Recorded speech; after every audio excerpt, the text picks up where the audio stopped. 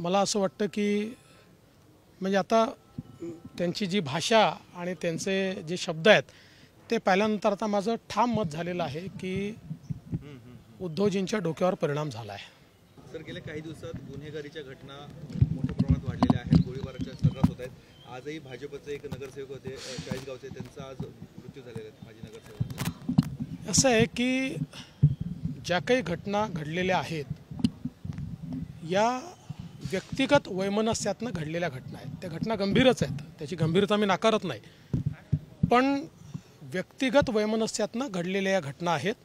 त्याच्यामुळे याचा थेट कायदा आणि सुव्यवस्था किंवा राज्याची परिस्थिती याच्याशी संबंध जोडणं हे अयोग्य आहे।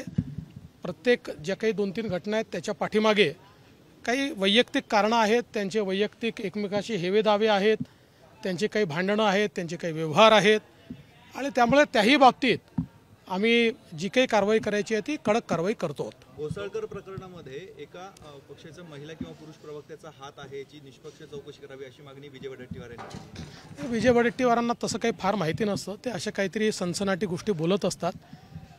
कुठल्याही गोष्टीची चौकशी योग्य प्रकारे होईलच आणि याची पण चौकशी होईल, पण विनाकारण जे अलीकडच्या काळामध्ये गोपीचंद जासूस जग्गा जासूस तयार झाले आहेत त्यांनी जरा मला असं वाटतं विचारपूर्वक बोललं पाहिजे।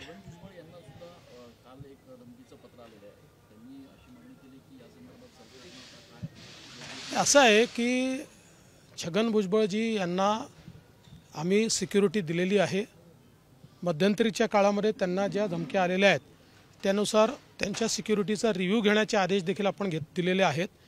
त्यामुळे मला असं वाटतं की योग्य काळजी सरकारच्या वतीनं घेतली जाईल। जरांगे पाटील आले होते नाशिक दौऱ्यावर, साल्हेर किल्ल्याच्या इथे त्यांचं असं मत आहे की माझ्या अंगावर एक गाडी घातली जात होती, माझा घातपात करण्याचा हा प्रयत्न होता।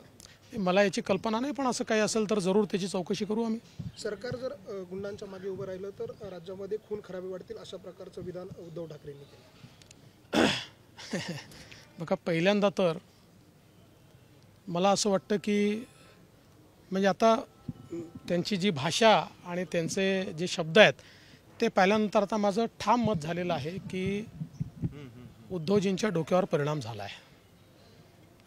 त्यामुळे मी आता एवढंच बोलेन, गेट वेल सून। याच्या पलीकडे मी त्यांच्या कुठल्याही गोष्टीवर प्रतिक्रिया देणार नाही। मी त्यांना एवढेच ईश्वराला प्रार्थना करेल आणि त्यांना म्हणेल उद्धवजी get well soon, get well soon, get well सून।